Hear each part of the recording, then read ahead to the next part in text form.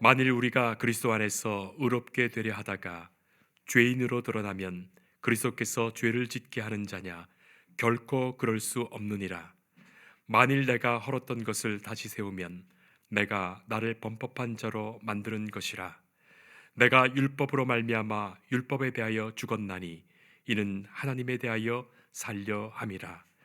내가 그리스도와 함께 십자가에 못 박혔나니 그런즉 이제는 내가 사는 것이 아니요 오직 내 안에 그리스도께서 사시는 것이라. 이제 내가 육체 가운데 사는 것은 나를 사랑하사 나를 위하여 자기 자신을 버리신 하나님의 아들을 믿는 믿음 안에서 사는 것이라. 내가 하나님의 은혜를 패하지 아니하노니 만일 의롭게 되는 것이 율법으로 말미암으면 그리스도께서 헛되이 죽으셨느니라. 아멘. 이번 주간과 지난 주간과 또 이번 주간에 두 주에 걸쳐서 카이스트에서 특별한 주간 행사를 하고 있다고 합니다. 행사 이름이 실패 주간이에요. 실패 주간. 특별한 이름이지 않습니까? 교수들과 학생들이 실패한 이야기들을 전시도 하고 또 실패한 이야기들을 자랑도 하고 또한 실패 세미나를 그렇게 열어서 자신들이 했던 그 실패를 다시금 곱씹어보는 그런 행사라고 하지요. 실패 주간. 특별히 카이스트에서는 실패 연구소를 직접 만들었고 그렇게 실패를 연구한다고 합니다. 실제로 실패학이라는 학문이 있습니다. 주로 일본에서 시작되어서 많은 연구 발표를 하였고 실패학 관련한 책도 여러 권 나왔습니다. 또 삼성이나 또 여러 기업에서도 이렇게 해마다 연말쯤 되면 실패를 예를 들면서 실패 사례를 늘어놓고 그렇게 실패를 직접 반성하며 돌아보는 그런 행사를 갖는다고 하지요. 똑같은 실수를 반복하지 않으려는 행사를 갖는 것입니다. 성도 여러분, 우리가 일상을 살아가면서 우리 삶 속에서도 실패했던 많은 일들이 있을 거예요. 실패했던 일들이 있었습니다. 그 실패가 무엇인지를 잘 살펴보고 그 실패를 반복하지 않는 것, 실패를 줄여가는 것이 성공으로 나가는 길이에요. 타인의 성공을 연구해서 성공을 따라가기는 너무나 어렵습니다. 그런 상황이 똑같이 벌어지지 않기 때문이에요. 그러나 실패는 똑같을 수가 너무나 많기 때문입니다.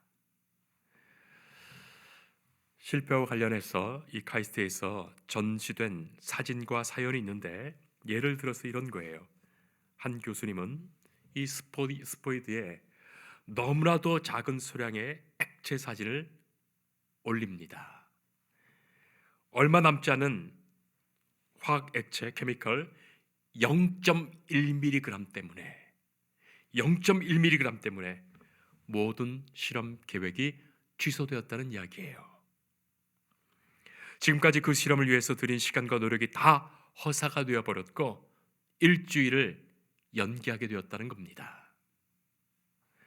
또 한 학생은 등굣길에서 잔디밭에 누워져 있는 의자 사진을 찍어 올렸습니다.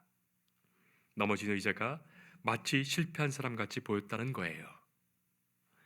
그런데 가까이 가서 보니까 다리도 멀쩡히 성하고 다른데 부서진 것도 없는데 누워 있으니까 누군가가 일으켜만 준다면 금방 제 역할을 할 것 같다. 마치 실패한 사람도 그렇지 않을까 그런 생각에서 그 전시에 사진을 올렸습니다. 그런 것들입니다. 저도 오래전에 이 실패학과 관련해서 특강을 했던 적이 있었습니다. 실패학 특강. 그때 드렸던 요지의 말씀이 이것이었어요. 하나님은 반드시 성공하신다. 하나님은 실패하지 않으신다. 다만 우리가 하나님의 그 실패를 가로막고 있다. 하나님의 성공을 가로막고 있다.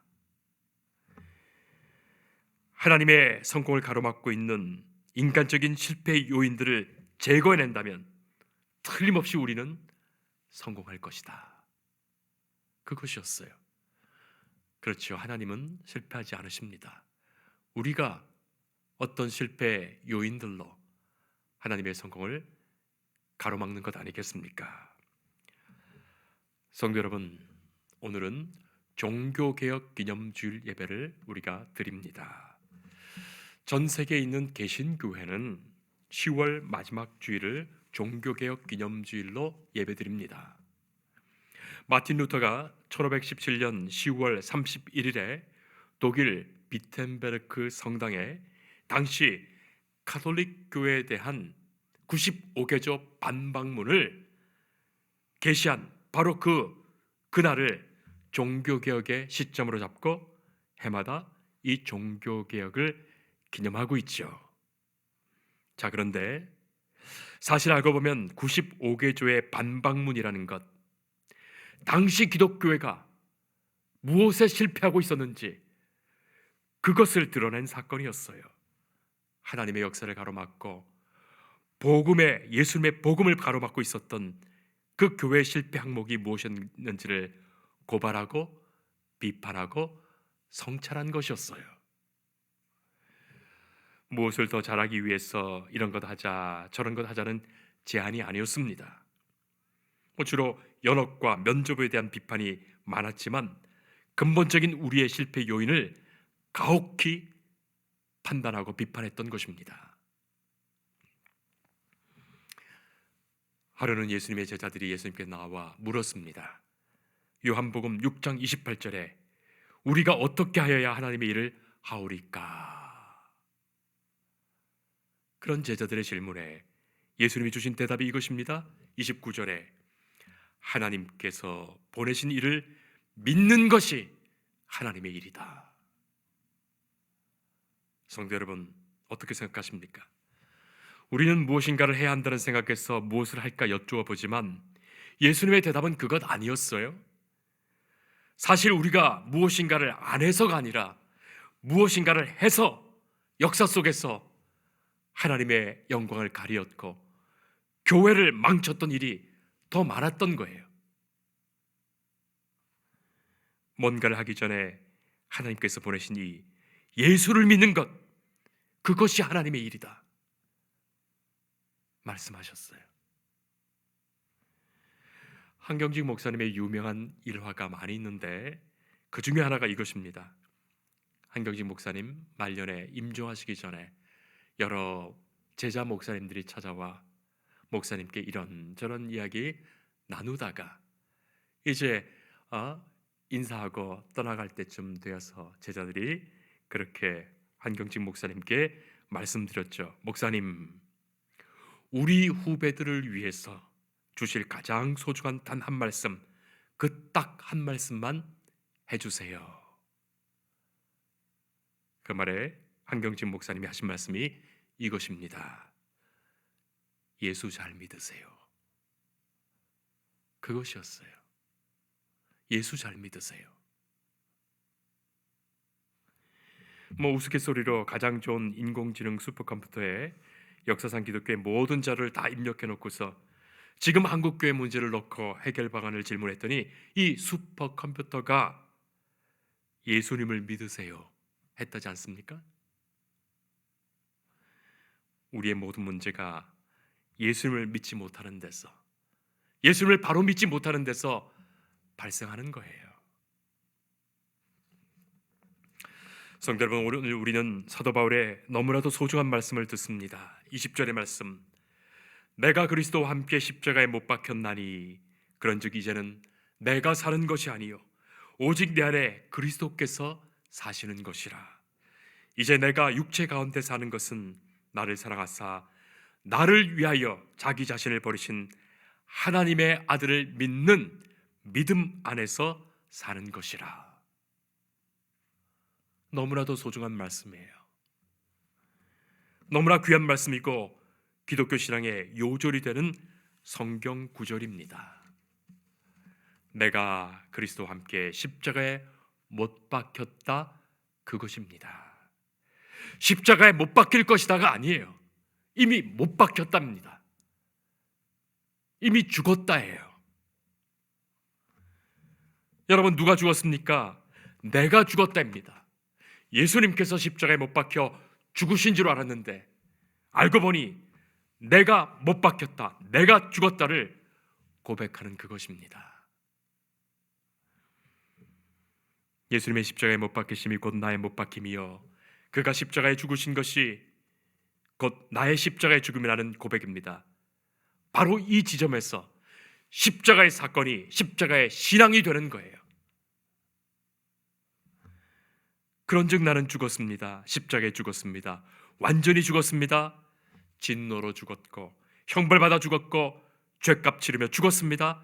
끝장난 것입니다. 자, 이제 죽어놓고 무슨 말이 있습니까? 아니, 무슨 원망이 있습니까? 무슨 바람이 있단 말입니까? 성도 여러분, 우리가 생각해 보면 사실 우리가 살아가며 생기는 진짜의 문제는 우리가 그리스도와 함께 완전히 그 십자가에서 죽지 않았다는 데서 문제가 있는 거예요. 여전히 나는 죽지 않았고 살아있다는 데 문제가 있습니다. 그래서 여전히 내 뜻이 있고 내 요구가 있고 내 자랑이 있고 내 탐욕이 있다는 데 문제가 있습니다. 이 구절의 말씀이, 이 선언이 나의 신앙 고백되지 못하는데 문제가 있어요.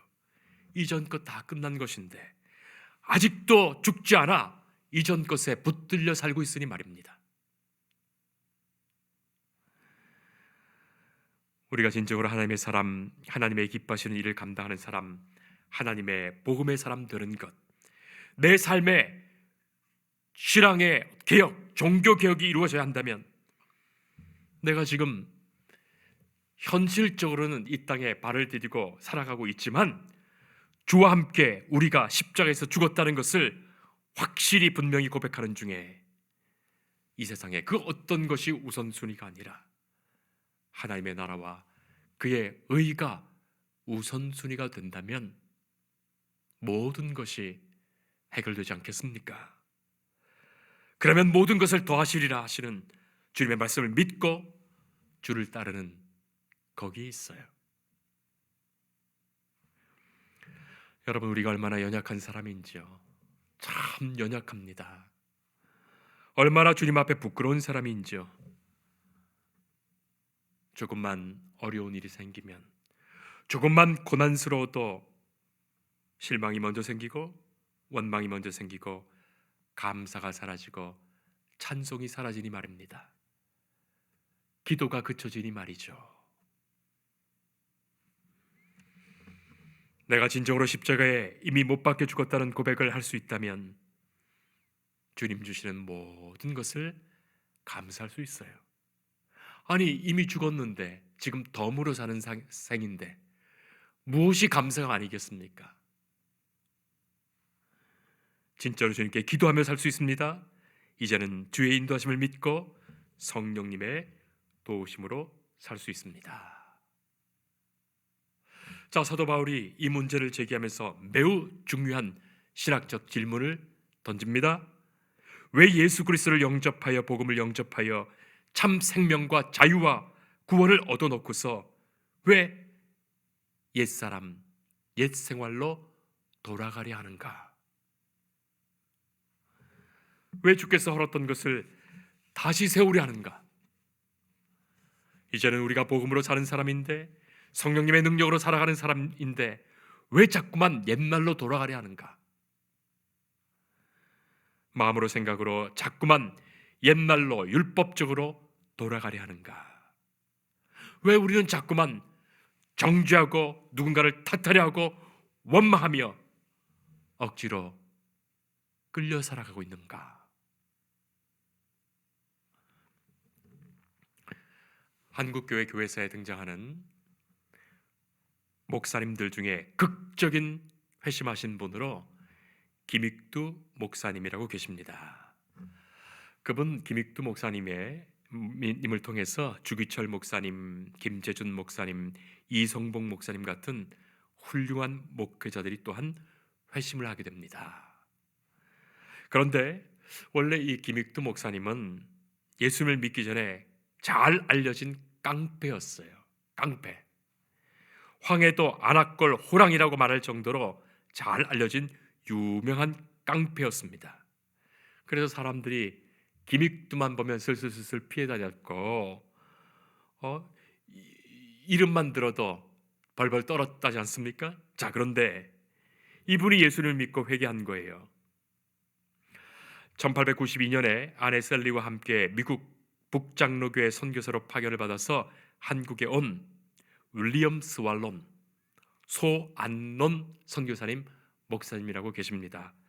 이분은 평양에서 33년 동안 거주하면서 많은 복음 전파를 하셨는데, 이분은 한국인과 똑같은 옷을 입고 또 수염을 기르면서 복음 전하는 선교사님으로 유명하죠. 자, 이분이 당시 깡패였던 이기풍과 김익두를 회심시킨 선교사신데, 한 번은 이분 스왈론 목사님이 이 황해도 김익두가 있다는 안악골에 그 안악교회 부흥사경의 집회를 하시게 됩니다. 그때 사모님인 셀리 사모님이 장터에서 전도지를 이렇게 나눠줬는데, 그 전도지를 이 깡패 김익두가 받고서 그 자리에서 코 풀어서 버렸다지 않습니까? 자, 그때 이 사모님이 그렇게 하면 당신의 코가 썩습니다 라고 말했는데, 집에 가서 잠을 자려고 하는데 자꾸 그 음성이 들린다는 거예요. 코가 썩습니다. 그래서 그 밤을 잠을 이루지 못하고 뒤척이다가 그 다음날 아침에 일찍 이 안악교회로 찾아가서 앉았는데, 그때 이 스왈론 목사님의 설교를 듣고 전격적으로 회심하게 되죠. 그동안 자신의 삶을 되돌아보며 회개하며 이 교회에 출석하면서 10개월 동안 그 언행을 조심하여 삼가고 술을 완전히 끊고 성경만을 읽게 됩니다.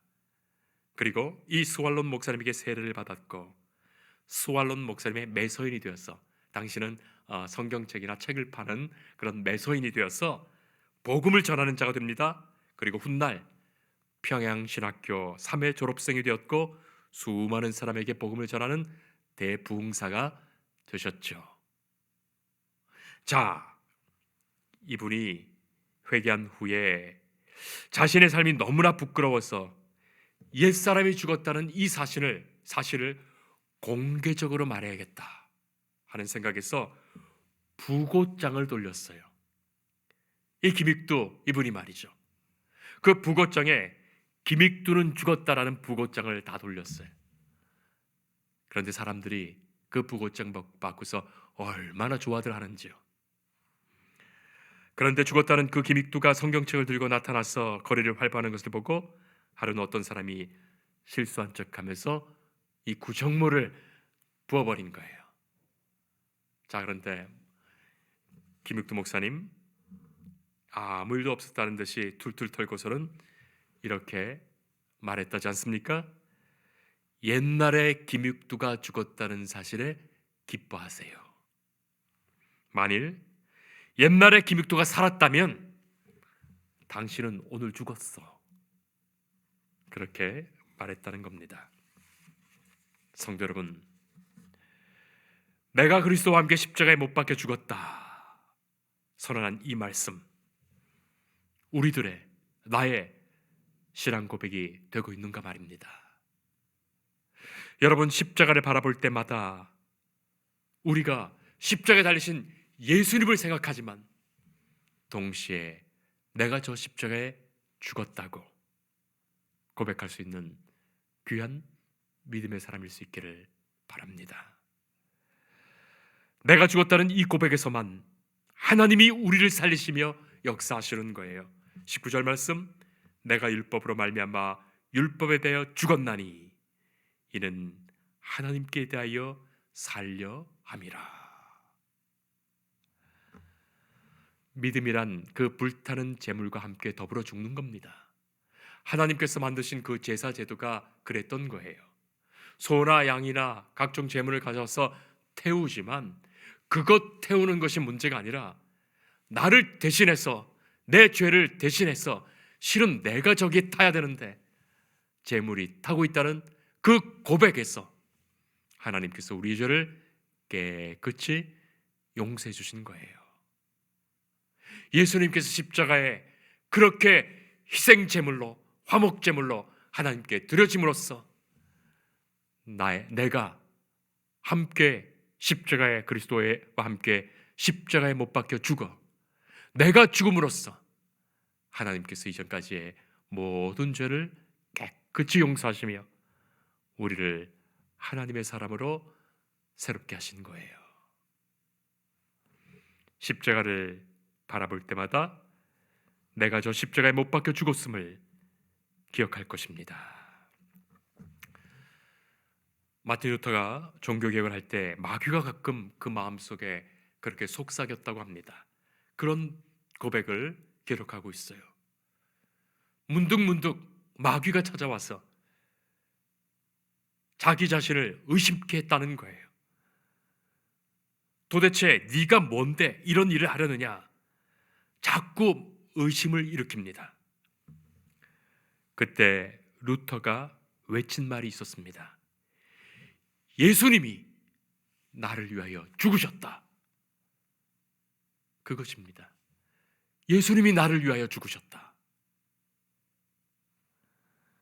나의 무능과 나의 부족함과 나의 약함과 나의 악함을 보면 나는 아무것도 할 수 없는 존재지만 예수께서 그런 나의 모든 것을 아시는 중에 나를 위하여 대신 십자가에 죽으셨기에 이제는 예수께서 내 안에 계셔서 주께서 역사하시는 그 삶을 살아가기에 그 고백으로 마귀를 쫓아냈던 거예요. 예수님께서 나를 위하여 죽으셨다. 주님, 내 안에 계시다. 그것입니다. 성도 여러분, 탕자가 아버지의 집을 떠나서 돈을 펑펑 쓰면서 세상에서 잘 먹고 잘 살고 그렇게 평생 잘 먹고 잘 살고 있었다라면 그는 죽을 때까지 아버지께로 돌아가지 않았을 거예요. 그러다 죽었을 거예요. 그러나 전적으로 실패하게 됩니다. 비참하고 고독해집니다. 완전히 실패하게 됩니다. 실패한 그 모습으로 마침내 아버지께로 돌아가게 되죠. 실패가 축복이에요. 자신의 실패를 인정하고 하나님께 돌아가는 것, 그것이 믿음입니다. 예수 믿는 사람은 이미 죽었습니다. 옛사람은 죽고 율법의 사람은 죽고 이제는 복음의 사람으로 사는 겁니다. 율법에 대하여 죽고 하나님께 대하여 사는 겁니다. 믿음 안에 살고 사랑과 은혜 안에 삽니다. 예수님, 나를 위하여 죽으신 그 믿음으로 살아갑니다. 바로 이 믿음이 내 삶의 모든 것을 바꿀 것입니다. 새롭게 할 것입니다. 기도하겠습니다. 하나님 감사합니다. 예수님이 나를 위하여 십자가에 죽으셨습니다. 그런즉 나는 그리스도와 함께 십자가에 죽었습니다. 이제 내가 사는 것이 아니라 내 안에 그리스도께서 사십니다. 이제는 나를 위하여 자신을 주신 그리스도를 위하여 살게 하옵소서. 하나님의 은혜를 우리의 삶에 새롭게 이루어가게 하옵소서. 이것이 우리를 새롭게 하시는 복음의 역사임을 믿고 주 안에서 날마다 새롭게 하옵소서. 예수님 이름으로 기도합니다. 아멘.